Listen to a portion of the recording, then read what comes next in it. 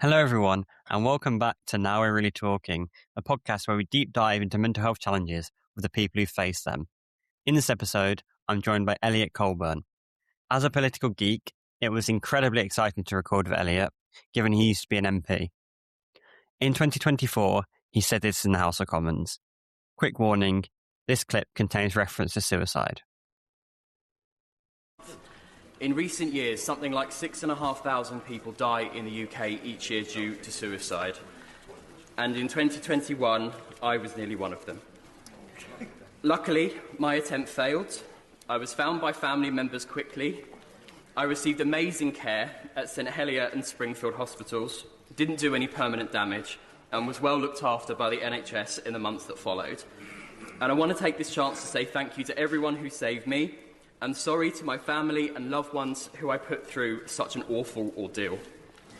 In that moment, I felt alone and scared and like there was no way out, and that the world would be better off without me in it.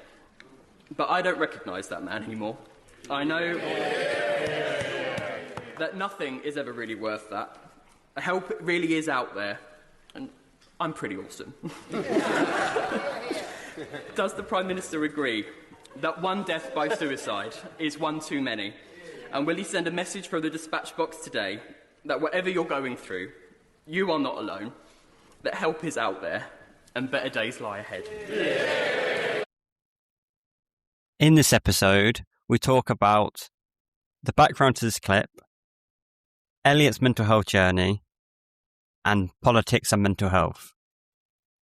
Before we begin, a quick content note. This episode includes discussion of mental health difficulties, suicidal thoughts, and public life stress. Please listen with care and sit this one out if you need to. If anything in this conversation brings up difficult feelings, remember you're not alone and support is available. If you're in the UK, you can contact Samaritans for free, 24 hours a day, 7 days a week on 116123. If you're elsewhere, you can find a helpline at findahelpline.com. Remember, you're not alone. Let's get into the episode.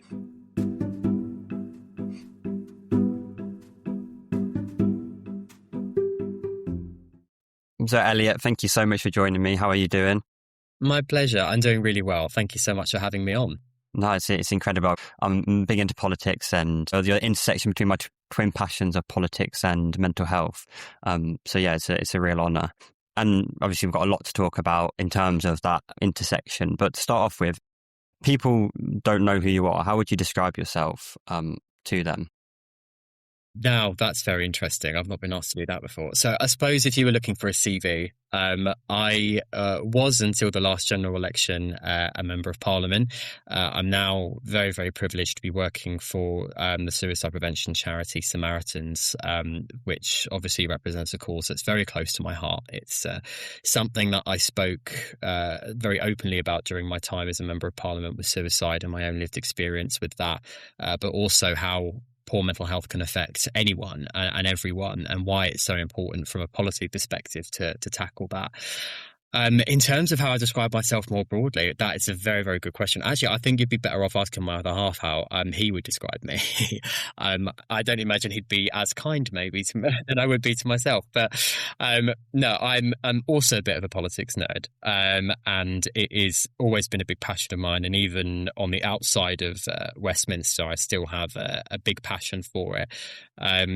But beyond that, I think it would have to be a real animal lover as well. We spend so much of our time, not just with our own animals, but spending time in animal settings as well. So probably a mixture of an animal geek and a politics geek as well is a very top line intro to who I am. But we'll see as this recording goes on if people form a different opinion. Oh, no, amazing. And what animals do you have? Oh my gosh, now you're asking. So we have two dogs, little and large, a Bernese Mountain Dog and a Corgi. Oh, wow. So, yes. And as you can imagine, the Corgi is in control. She's the one who rules the roost in this house. But speaking of roost, we have chickens, we have ducks, we have a whole aviary outside of all sorts of different birds, and that is my other half, Jed, who's a real bird lover, who has got those. And then we have a few other furry friends in the form of rabbits as well. We would have a lot more if we had the space. I think the dream is to own a whole sort of menagerie or a farm with all sorts of things, but I don't think a small suburb in South London would really appreciate having a cow wandering around. No, maybe not. Maybe not. But that's incredible. I could talk about animals all day, but I guess we should talk about mental health. Mhm. And on that topic, when did you realise that mental health was a thing? I remember very clearly my first awakening, I suppose you'd call it, or realisation that your mental health can affect you in a way that physical health also could, was at university. There was a moment in my first year where I had reached a really low point. I was struggling with feelings I didn't really understand why my brain was telling me such awful things about myself and my life. And it was the first time that I'd really come into contact with that sensation. And consequently, after trying to seek help, that I really started to understand, so my mental health can have an impact on me as much as my physical well-being can.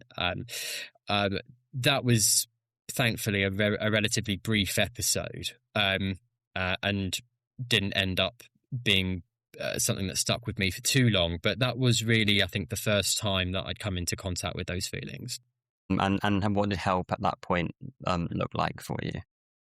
It was fairly low key. So I did reach out to the GP that I was registered with at my uni. They recommended some talking therapies at the time. Even back then, waiting lists were not great. This was in Wales as well, where I think they were slightly worse. I did have a couple of sessions. Thankfully, as I say, it was relatively brief, my episode, so it wasn't something that lasted for too long. And as I went into my second and third year of uni, I didn't feel the need to continue with them, which I'm obviously very grateful for. But I don't think I really exposed myself to all the various help channels that I'm now aware of, or that I used later on in my life. So it was fairly light touch back then. Yeah, it's really positive that it wasn't that long lasting. And when was the next time after that where you realised you were really struggling? The next time after that it's the moment that I've spoken about in Parliament when I was an MP. I thankfully didn't have anything in the interim, or certainly nothing as serious as that. But it was in 2021 was the next time, and thankfully the last so far, touch wood, that I encountered some really awful mental ill health. Got into a really, really dark place in 2021. And it wasn't until several years after that I spoke about this publicly. But at the time, I was in a really, really dark place that I never, ever want to end up in again, and way more serious than it was during that first time at uni. And I still, even now, have almost a fear of feeling like that again. But yeah, 2021 was the next time, and the last, thankfully.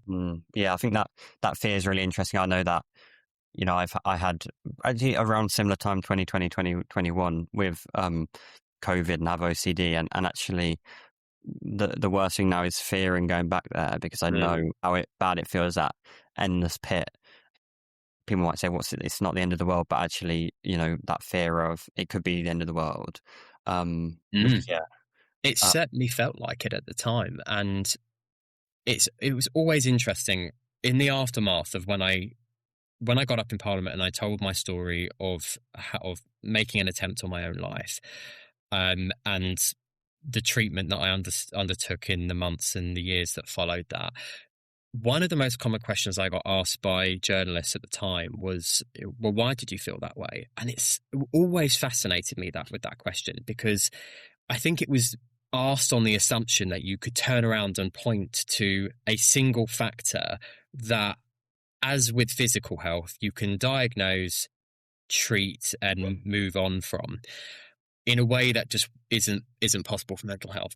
And for a very long time, my answer to that was, I don't know.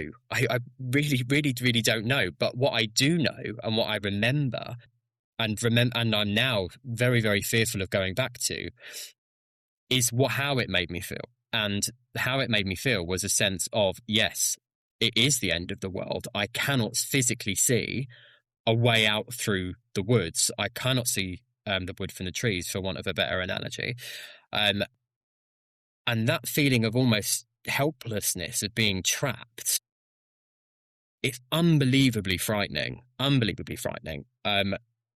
it wasn't until I made an attempt and then received help in the immediate aftermath that I started to understand that feeling and how to also process them. But I still have fears to this day of feeling like that again, because it was unbelievably scary. Totally resonate. I think that fear, which I've not really talked about too much with people, about that fear of actually really of going back to that place, because people think if you know and you've been there, then you can stop yourself again. But actually, it's very difficult. And if we go back to 2021, can you remember a moment where you realised that you were really struggling, or was it much more gradual than that?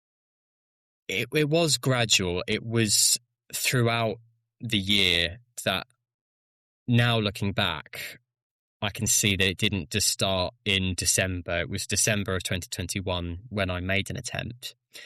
But actually throughout that year, it started off as what you and I may well just call a bad day. But those bad days became bad weeks. Those bad weeks became bad months. And it was marked by an ever-increasing set of negative thoughts going round in my head, a sense of loneliness that, one, I couldn't speak to anyone else about how I was feeling, but I think more sinisterly, that no one would want to hear it. In fact, it would be the opposite. They'd be very critical or blame me for the way I was feeling, and I was scared to hear that, which is why I didn't speak to anyone before. And it all culminated in days on end where even some of the simplest things became incredibly difficult. Getting up, eating, going into work, all of these things were a struggle in and of themselves, and I was nowhere near performing at my best. Add on the pressure that comes with being an MP anyway. It all culminated in this one really awful day in December where I remember very clearly getting up. It was a struggle as it had been. Going to work, I remember the last thing I had to do that day was go to a Christmas light switch on. Very, very jolly event, supposed to be great. And I came back from that. Well, I didn't actually go home. I went to my parents' house, my childhood home, locked myself in my childhood room, and mired over my own thoughts for hours and hours and hours before and I made an attempt, and thankfully it failed, and I'm so thankful for that. But I think in that moment it felt very instantaneous, and it felt as if it just happened there and then. But again, looking back, it was quite clear that this was something that had built up over several months. Yeah, the juxtaposition between doing the light switch on, then going back to your childhood bedroom and feeling this way. And you mentioned earlier being an MP and the pressure. Did that add to it? I think you talked about a death threat, and when you're having these thoughts and having that constant pressure and being in the public eye, did that add to the struggle? Definitely. There was a lot of journalists, when I came out with my story, were, I think, very, very keen for that to be the headline and say it was because I was an MP, it was because of the pressures that came with the job. And that's not fair. It's certainly that believe me, that was not the primary driver. And it I absolutely loved doing that job, and I, in many ways wish I was still doing it. However, I think it would be churlish to say that the pressures that come with being a political figure and being in the public eye and being under that scrutiny certainly made it worse and certainly exacerbated the feelings that you are having yourself and the negative thoughts you were telling yourself. It is an occupational hazard. It lends itself to it. And I think that was really evidenced to me in the aftermath of me sharing my story, when the sheer volume of colleagues reached out to me who hadn't shared their experiences publicly, but had gone through very similar things, and some of whom had even made attempts themselves and hadn't shared that publicly. It became very clear that it certainly, whilst it might not have been the reason, was an exacerbating factor for sure. You spent time recovering, and what did that recovery look like from, the day in December to coming back to work? Sure.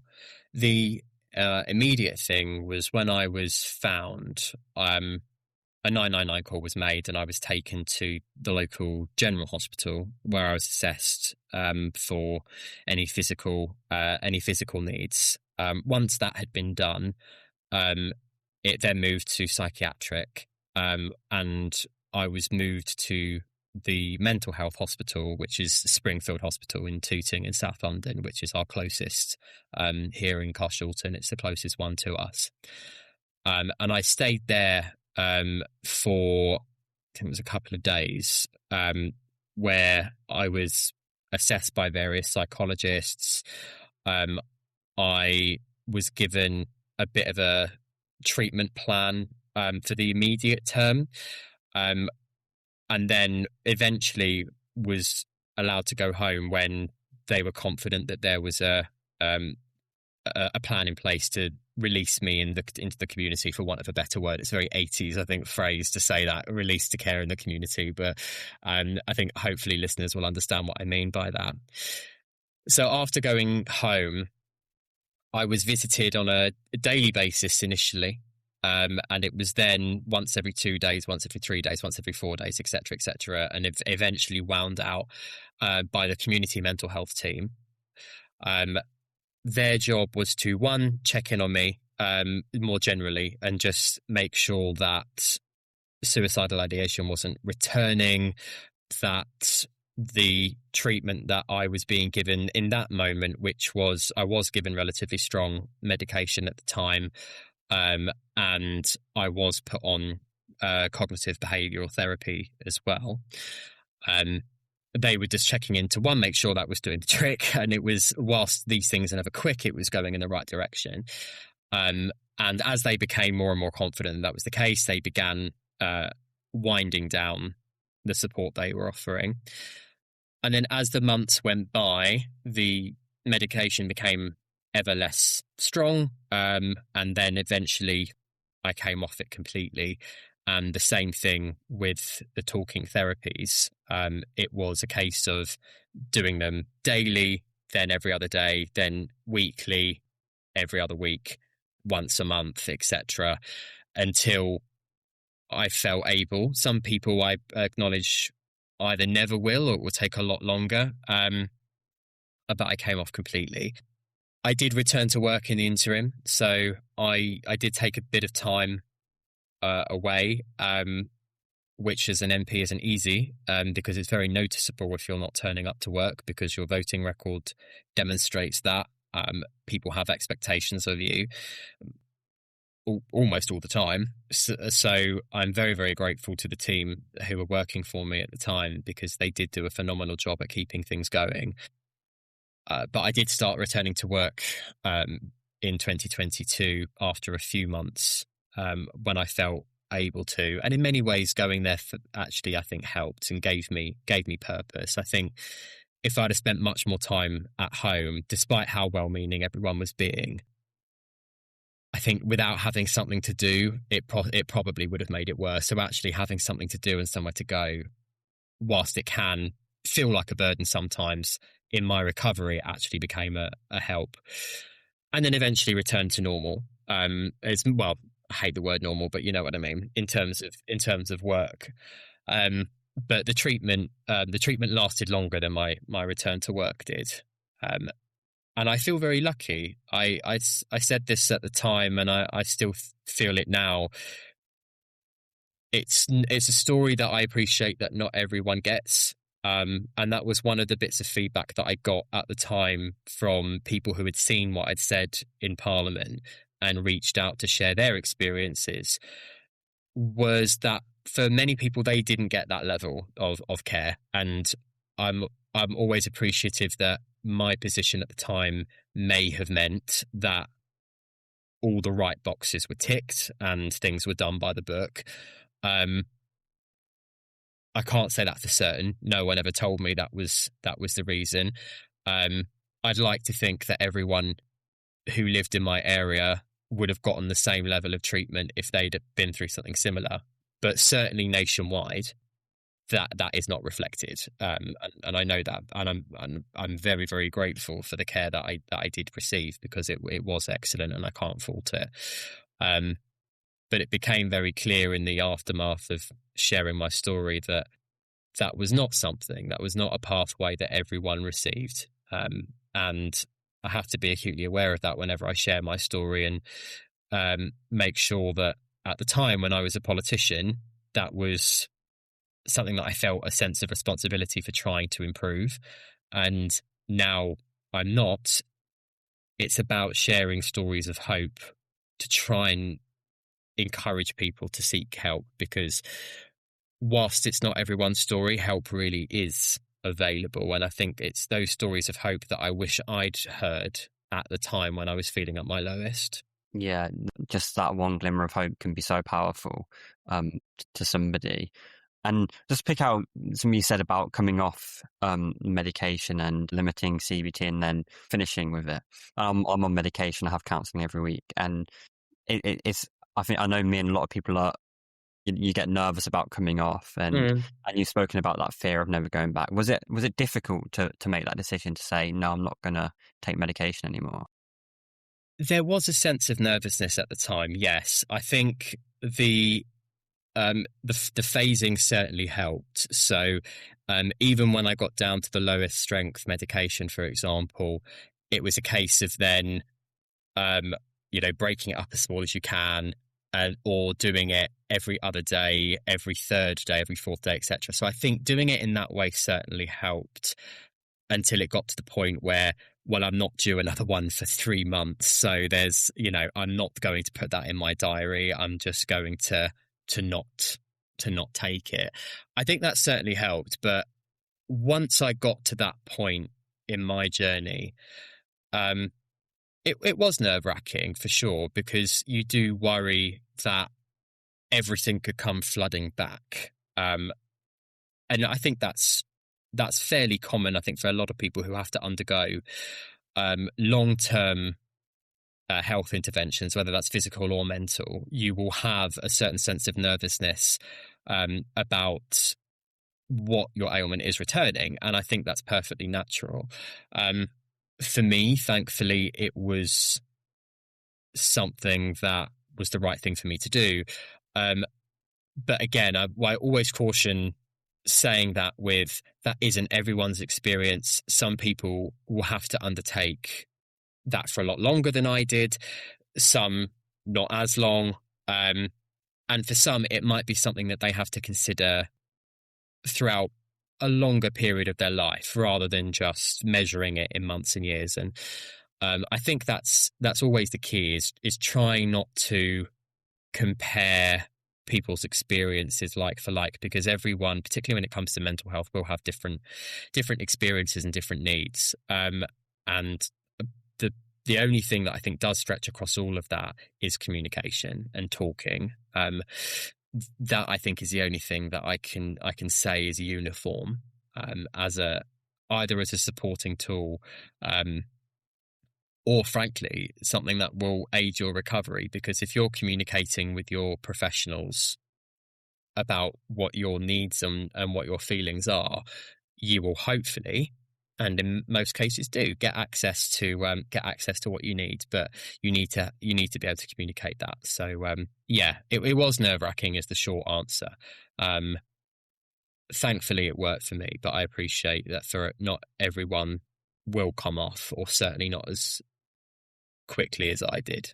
And I think it's really important to acknowledge that it's not like, as you said, some people it's right to come off, but it's not a failure if you stay on or have more therapy, and it's just what works for some people doesn't work for other people.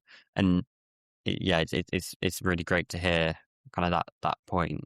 And when you came back to work, obviously with the environment of being an MP, was there a fear of people finding out that story? And because you're in the public eye and there's the voting record, were you nervous about people finding out at that point? I was. I took the decision with the most senior member of my team who was working for me at the time, who was in the immediate aftermath the only person within the team that I confided in, that we would share a certain amount, what we thought was just enough. So we did put out a statement a couple of days after saying that I had been taken into hospital. We clarified that it wasn't COVID related at the time, because that was the thing on everybody's mind when anyone mentioned health back then, was that it was COVID. So we clarified that I'd been taken into hospital. It wasn't COVID related, but as a result, I would not be in Parliament for a little bit. But that my team was still picking up casework issues and was still addressing the concerns that people had on a local level.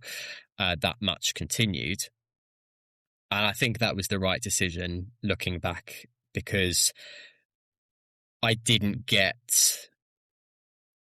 any sort of backlash as I started to return. I didn't get anyone asking why I hadn't voted on certain things. Where was I basically, and what was I doing? Was I just being lazy? Thankfully that didn't happen. But yeah, I think when I initially went back, I was a bit nervous about being asked, not just by constituents but by my colleagues, like, where have you been? What have you been doing, or what's been happening? Because I certainly was not ready to talk about it with colleagues and constituents at the time. There was very, very few people. There was probably less than a dozen people within my friends and family who knew what had happened in the first few months after it happened. Thankfully, it was a relatively straightforward return for me, though. You returned to work in 2022, and it was 2024, wasn't it, when you shared your story in Parliament? Yes. When in that year space did you realise that you wanted to share your story, or was it immediately after that you had that, I've been through this, I need a bit of time, but I want to share it? Or was there a point where it kind of clicked? It wasn't until much later. In fact, I mean, I think I remember saying this to some journalists at the time when they asked. I got asked the question, why did you share this now? Why are you talking about this today? As many people will know who are interested in politics, I shared it at Prime Minister's Questions, and Prime Minister's Questions operates on a lottery system for backbench MPs. So who gets to ask the questions is determined by a lottery, basically. You put your names in and they pull out about 12 names, and these are the people who get to ask questions today. And then there's always time for a few more. And so every other MP has to do a thing called bobbing, where you stand up and down and you look at the speaker to try and catch his eye, is the phrase. And hopefully he calls you to ask a question. Now, most MPs do this every single week because Prime Minister's Questions is the big one. It gets watched by a lot of people, and you get a very rare opportunity to ask something directly to the person who's leading the country. So every MP wants to get in and ask something. In the months leading up to it, I'd been thinking about potentially sharing my story. And I remember going into Prime Minister's questions that day, thinking that if I was called, I felt like, oh, maybe I will share today. Every Wednesday I did sort of consider it and was like, no, not today. But that Wednesday I thought, no, actually, maybe I will today. But I did go in with a backup question. I did go in with something else to ask. I can't actually remember what it was now. But it wasn't until I got on my feet and the speaker said my name, and I opened my mouth, I actually wasn't entirely sure what was going to come out of it. And then I did decide, and my brain kicked into gear to share my story. And I was apprehensive, to say the least. I wasn't sure how it would be received. I really wasn't. If there's one thing that I learned from my time as a politician is do not attempt to look for sympathy, because there's very little out there. And in many ways, I always say, healthy skepticism, not complete cynicism, and but some healthy skepticism and just some healthy, got to keep these people on their toes is always good in a healthy democracy, because there is always the potential for power to get to people's heads. So.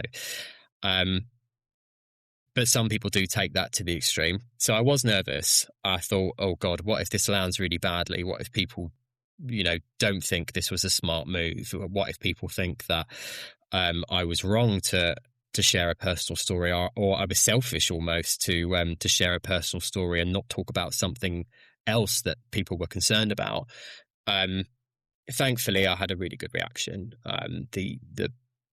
The reaction from members of the public, from colleagues on all sides, was really quite humbling, and I was really grateful for that, because I wasn't sure, and even in the few days that followed, I was still a little bit nervous about what's going to come out next, or what is this journalist going to say, or what will my constituents think, etc., etc. But thankfully, my fears were assuaged. And I think it does come back to the old adage of, and something that I'm very passionate about talking about now, which is the power of conversation, is the power of talking. It is not a panacea, but it is the closest thing to starting a journey to recovery as we have. And that was really all I was out to try and achieve, was to encourage people to talk. I wasn't sure how it would land. Thankfully, I think it did land well. So much so that even after losing my seat, I still get asked about it. And that's humbling, really, to know that people still want to have that conversation and still want to share their own experiences with me. It really does mean a lot. But the short answer to your question is yes. Was very, very nervous, and it wasn't really until that day that I knew that I would definitely do it. It's incredible to hear the backstory, because obviously watching on, and I remember watching and the feeling as a young man, and obviously a young man interested in politics, and I think I'd listened to a podcast previously from an MP, and he basically said, like, if you're sensitive, if you're snowflakey, politics is not the right thing for you. And to hear an MP stand up and talk, and so openly, and actually you could see the emotion, was really incredible, personally from my perspective. And I do remember watching Keir Starmer come across and shake your hand, and that in the aftermath, and actually seeing that this mental health can be something that kind of unites everybody. And what was the feeling like immediately when you sat down? So your Prime Minister's questions is still going on. Was that instant regret, or was it like, what have I just done?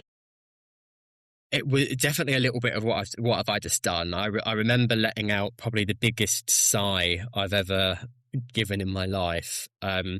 And I just felt these hands come from all directions and patting me on my leg, my back, my head, anywhere that my colleagues could reach. Which, that was a bit surreal, because, I was, trying to listen to what the Prime Minister, who was Rishi Sunak at the time, was saying. I actually had to go back and watch because I had so many people saying nice things in my ear that I couldn't actually hear what Rishi was saying to me. He invited me into his room afterwards to have a quick chat, which was nice. But I was a little bit like, oh my gosh, what has just happened? There's no putting it back in the bag now. It's out there. My other half was in the public gallery as well, and I could see that he was feeling a bit emotional, and leaving the chamber straight after, and being surrounded by MPs from all parties, and it was very, very very bizarre. I mean, they were all being very comforting, but I was then sort of nervously walking back to my office thinking, am I going to get back in there and they're going to tell me that we've had some really bad reaction to this? Like, have people kicked off on social media? Has there been a lot of really negative stuff come through via email? Have some journalists reacted badly to it?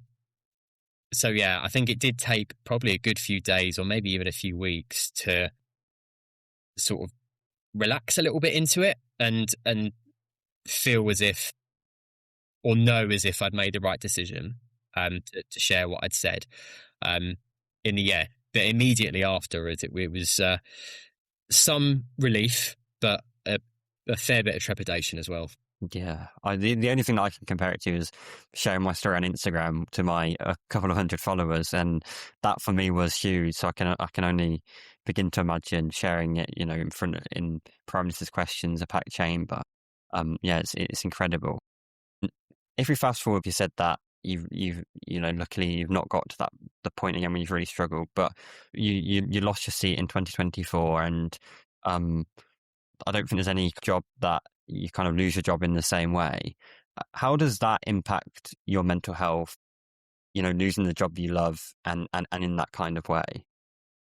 It was such a surreal experience, and I can see now why people were so nervous. The people closest to me were, I think, incredibly worried that calling the election and losing my seat was going to send me into a real negative spiral, and no doubt it had the potential to do so. I mean, you mentioned it, no one else loses their job in the same way, and if I can just paint a picture for people who maybe aren't so aware, your job is literally decided for you by 70,000 people on average, who most of whom you don't know, and they put a cross on a piece of paper that is then counted in a leisure centre in your constituency normally, and you are watching your livelihood be decided in front of your eyes as these bits of paper are unfolded. And then there's 5 or 6 TV cameras there shoving their cameras in your face, trying to see what your reaction is like. And for those of us who lose, you have got to come to terms with the fact that you no longer have a job. For most of us, I think, a job that we absolutely loved. And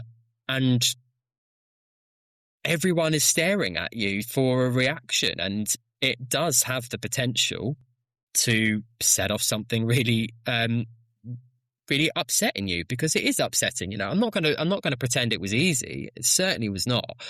And I think the people closest to me were really worried that it could send me backwards, and it was hard. It was absolutely hard. But if I'd learned one thing from my experience back in 2021, was that there was nothing to be gained by shutting myself away or staying alone with my negative thoughts. I knew that I had really good supportive people around me who would be there for me, and they were, and I let them in a way that I didn't let them in 2021. I did treat myself as well afterwards. I think we all did. Those of us who lost our seats, and it was needed. But yeah, it was an absolutely surreal experience. It's not a pleasant one, and it never will be for anyone who stands for elected office.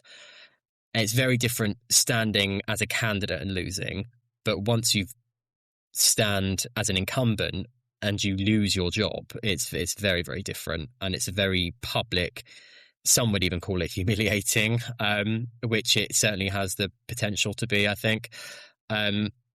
But, I was just very, very proud of what we'd managed to do. I was very proud that I'd done it at such a young age.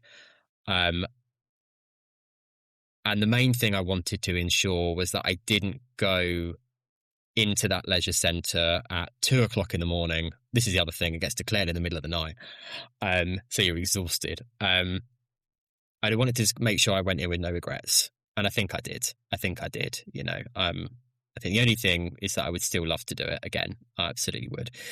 But it's not an easy thing to do, but I tried as much as I could to learn from 2021 and lean on the people who would have been there for me back then if I'd have just let them, but I didn't. It's so interesting, the psychology of that new, like the leisure centre, 2:00, all these things added together. Just I'm feeling overwhelmed thinking about it now. Especially for you, it was a marginal seat, and less than 1,000 votes. Was it in 2019? That's right. Yeah. Throughout the 5 years, does it play on your mind as this is your livelihood and this is your job, and you've always got that hanging over you?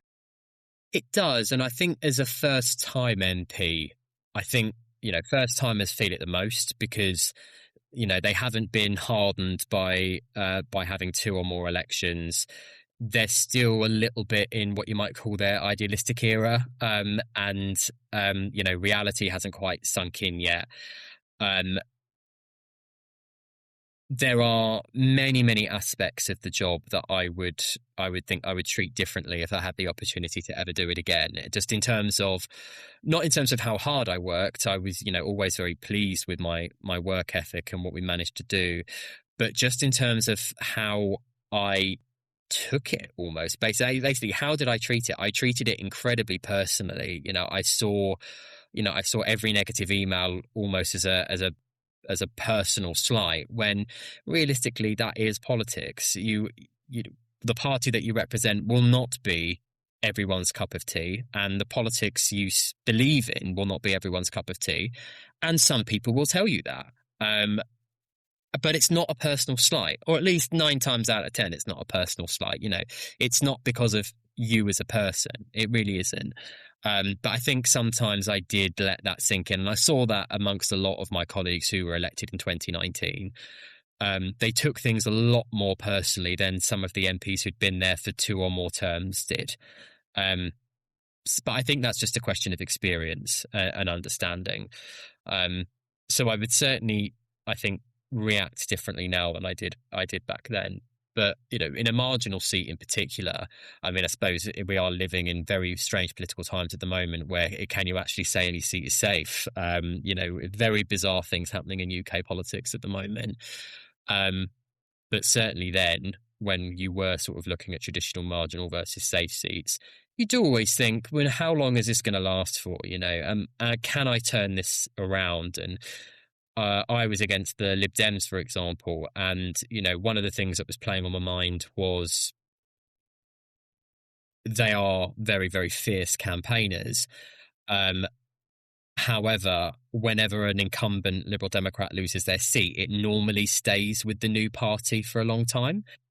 I thought, maybe that will happen to me. But then, of course, we went through some very unusual political moments in the last parliament, and we're going through even stranger ones in this parliament.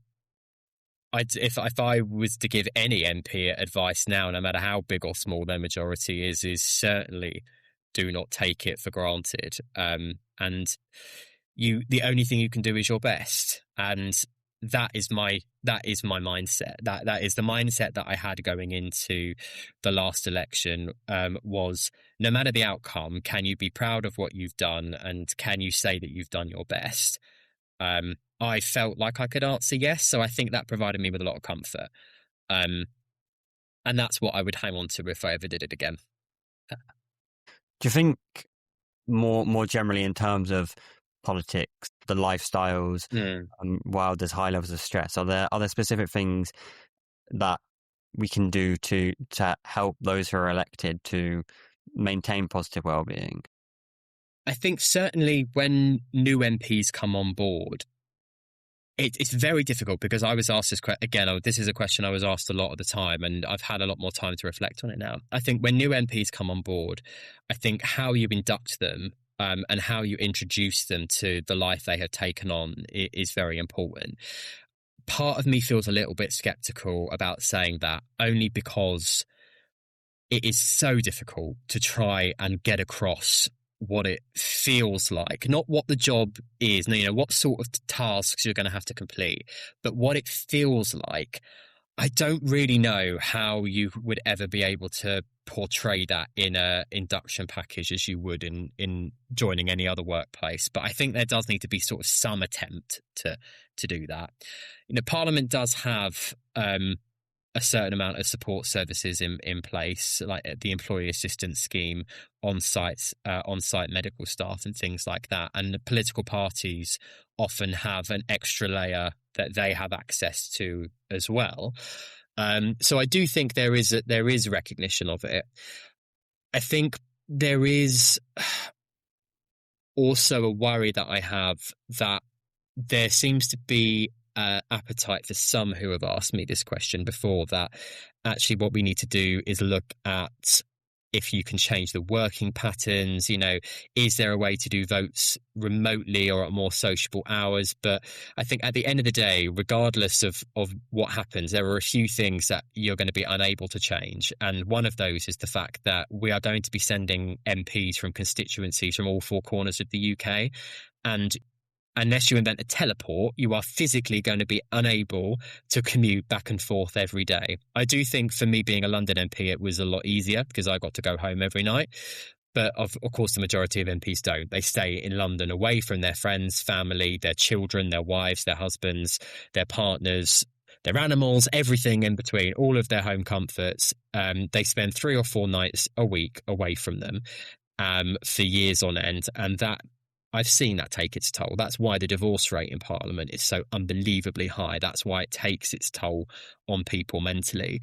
But I'm not entirely sure there's an alternative, is the problem. I do have some skepticism about the idea, for example, of remote participation in Parliament, because I do think it can take away from good decision making.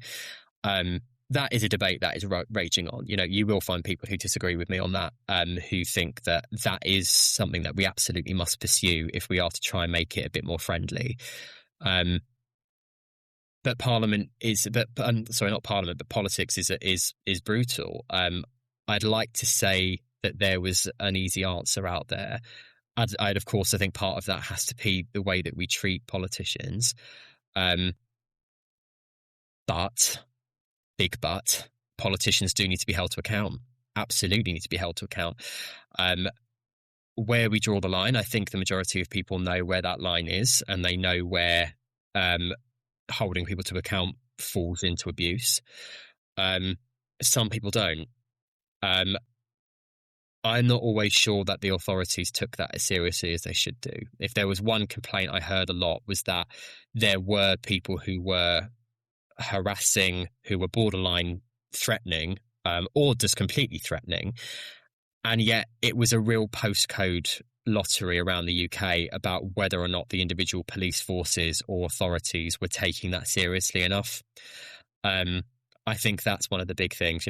We actually heard today the news that Dame Penny Mordaunt's stalker was jailed after a fairly long court battle. I think that can only be good news. We need examples of that. I don't think turning around to people and saying, "Oh, you've got to be nice to your MP," that's not going to work. But I do think in terms of holding people to a standard and saying we're not going to accept a certain behaviour type, and enforcing that properly would certainly be a start. But more widely than that, I do think it is partially true that you have to accept certain parts of the role when you go into politics. Yeah, it's really interesting, and I think that the balance is key, because politics, you're going to have 70,000 people voting for you. That's the nature of it, isn't it? And there's no way to avoid that. I agree. I think the abuse that MPs face and the kind of normalisation of the abuse is really scary. My mum is dead against me ever going for elected office because of that abuse. And even in school, I remember hearing it, and it kind of affected me. So I can only imagine how it affects those who are elected. And for the back of that, would you suggest or encourage somebody who struggled with their mental health to go into Parliament? I would. Some people were exactly like your mum. Many people with my friends and family were like, why are you doing this? It seems like such a terrible thing to do. Why would you go into something where immediately when you nail your colours to the mast, as it were, and declare yourself either a Conservative, as I was, or whatever, you're already hated by a group of people, and they will never not. But I really would, because I do think there is a danger, as you say, with the normalisation of abuse of politicians, that we will end up having a political class of absolute robots, for want of a better word. People who have absolutely no people skills, who cannot show empathy, who cannot interact with another human being, and are essentially just voting fodder for their parties, but actually have no real contribution to bring to politics. That's very dangerous if we end up in a position like that. I would absolutely encourage anyone who thinks that they can bring something and have ideas and have passions, go into politics. Absolutely go into politics. I cannot pretend that things are always going to be easy, but that is where you really must lean on your own skills, your own mechanisms, and do lean on the institutions as well. I do think places like Parliament and political parties are becoming more and more astute to this now. So do lean on them and say, look, this is how I'm feeling. What help can I be provided with? But don't be put off from going in entirely, because we need a diverse range of backgrounds, voices and experiences in Parliament to really enrich the debates that we are having. We cannot just have 650 completely soulless robots who will just vote along with what their parties want them to do without actually scrutinising and debating and trying to make ideas better, which is exactly what politics is. Don't get me wrong, you will find bad people in politics. The power absolutely does attract people who seek it for the wrong reasons. You'll never not have a few bad eggs in there. But overwhelmingly, people are aiming towards the same thing. People want exactly the same outcome, which is, how do we make people's lives better? How do we improve people's lives? What we disagree about is the methods to do that. And that's what politics is debate of ideas of how to make people's lives better. I think if people hang on to that, then we'll be okay. If people remember that, then we'll be okay. I think where we go wrong sometimes is forgetting that. It's a great point. A lot of the work I do now is around technology and online wellbeing, and there's a big debate around the under 16s bans. I actually was at an event and the host said, we actually all agree on 80%. We all agree we want internet to be safer for kids, but actually we just disagree on the 20%. So if we can focus on the 80% and focus on where we can land with the 20%, then it's really powerful, and we can achieve more if we really focus on that. Similarly, you left Parliament and you're now working with the Samaritans. Can you tell me a bit more about how that came about and what you're doing there? It was actually an interesting thing. I was looking around for my next job, and the only thing that I knew that I wanted to do was something that would give me that same sense of satisfaction, or as close to the same sense of satisfaction as being an MP did. It was a job that I loved getting out of bed for in the morning, just, apart from my dark time. It was a job that I found interesting. It was a job that I found thrilling, and it was a feeling that I didn't want to lose. I didn't want to just go to a job to pay my mortgage. I wanted to enjoy what I did as well. So I didn't really know what sector I would land in. I didn't know if I would be in the public sector, the charity sector, the private sector. I was looking around. I was exploring all sorts of different options. And then I saw a job advert for Samaritans come up. And it felt like a sign, even then, that actually one of the last things I did in Parliament was work on suicide prevention. It really feels like this is a fit for me. It's a charity that I really respected. It was a brand that I'd been proud to work with as an MP when we were doing some stuff on suicide prevention. So I reached out, I applied, and then I remember the job offer came in on the same day that I was going to see the comedian Sarah Millican, who I absolutely adore. And I had absolutely no idea that she was an ambassador for Samaritans. So after her show, there was volunteers from the local Samaritans branch collecting. I thought, I mean, this is science. This is absolute science. I've got to say yes. I've got to do this. So I did, and I'm really, really delighted that I did. I've been there just over a year now. It was that November of 2024 that I joined. So just over a year. And ironically, what I'm doing with them is working on their public and government affairs and how they engage with Parliament. So I'm still keeping a little bit of a toe in the political pool, which scratches that itch for me. But doing it for a cause that I feel really close to, and working with some absolutely incredible people, I do feel again very lucky and very privileged to be in that position. Not least of which because, I don't mind telling you that there were a fair few MPs after losing their seats who not only had a really rough time of coping with that, but also did struggle to find their next opportunity. So again, I feel lucky to not only have found something, but to find something that I really, really enjoy doing and that I love doing. So I'm very glad to be there. Yeah, it's amazing. Samaritans is such an incredible charity. And have you learned, you've obviously had lived experience, but being with the Samaritans, a charity all around mental health, have you learned about mental health more than the lived experience kind of gave you? Oh, so much. I think one of the things I was most interested to learn about, not just Samaritans, but about suicide prevention more broadly and mental health, was about the methods that they use. So I assumed that Samaritans was an advice line. I thought it was a crisis phone number that you would call up if you were in suicidal crisis, and they would talk to you over the phone and tell you exactly what you needed to know, what you needed to hear, and they would tell you this and tell you that.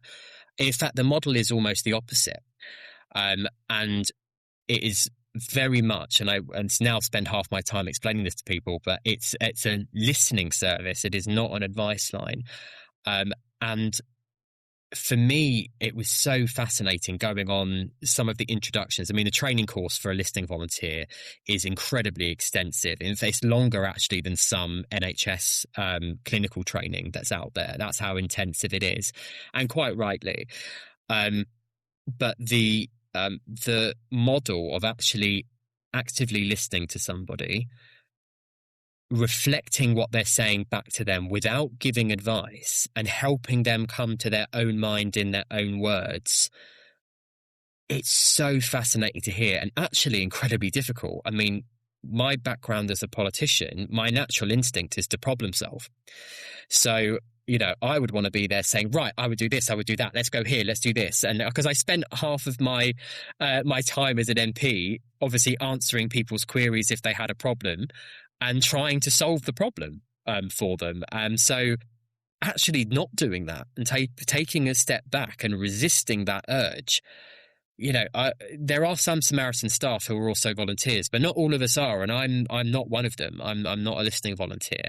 I have done some of the training, but not all of it. And I do wonder, is that something that I could do? Could I actually remove myself from that and give advice? So learning that and learning how successful that has been at life-saving has been a really fascinating experience for me. So yeah, there's many things I've learned, but I think that has been one of the biggest ones that I have learned for sure. Yeah, it is amazing. I think Samaritans, people who take phone calls, it's incredible. I don't think I wouldn't be able to have that kind of separation and the skill, but it's amazing. And we're coming to the end. I'm really grateful for all your time. And the final question that I like to ask every guest is, if you could go back to the Elliot who was really struggling, who was really low, what would you say to him? What advice would you give to him? I'm so glad you've asked this question. Again, that was something that I was asked a lot, and I didn't really have a good answer to this. But in the years that followed, I feel like I have got one. And the thing that I would say, in short, is everything's going to be okay. It sounds so simplistic. It really does. And sometimes I have questioned that and been like, is that too simple? Is that too simple? But you know what? I think back and remember what I was thinking, how I was feeling. That was what I wanted to know. That is what I wanted to know above anything else. Like, because I didn't see a way out, because I didn't see how things could get better, that above anything else, if I could go back and tell myself everything is going to be okay, that's all I wanted to know. That's all I wanted to know, because I didn't believe it at the time. I really didn't. So yeah, that's what I'd say. Yeah, I love that. I think it does sound simplistic, and maybe if you've not been in a situation where you just genuinely don't think it's going to get better, does sound simplistic. But as somebody who's been there, just hearing that and knowing you have that hope is so powerful. And yeah, it's a brilliant way to end the episode. And I just want to say a huge thank you, Elliot, for coming on and being so open and sharing. And where can people find you on social media? Well, if people want to find me, I'm just at Elliot Colburn on all channels. So hopefully relatively easy to track down. Amazing. Thank you so much again for your time and your openness. And thank you everybody for listening. I really appreciate it. And yeah, look after yourselves and keep talking. And I'll see you in the next one. Thank you.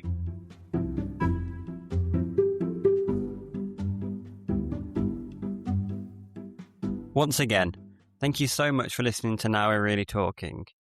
Remember, if this episode brings up any difficult feelings for you, you're not alone. If you're in the UK, you can contact Samaritans for free, 24 hours a day, 7 days a week on 116 123.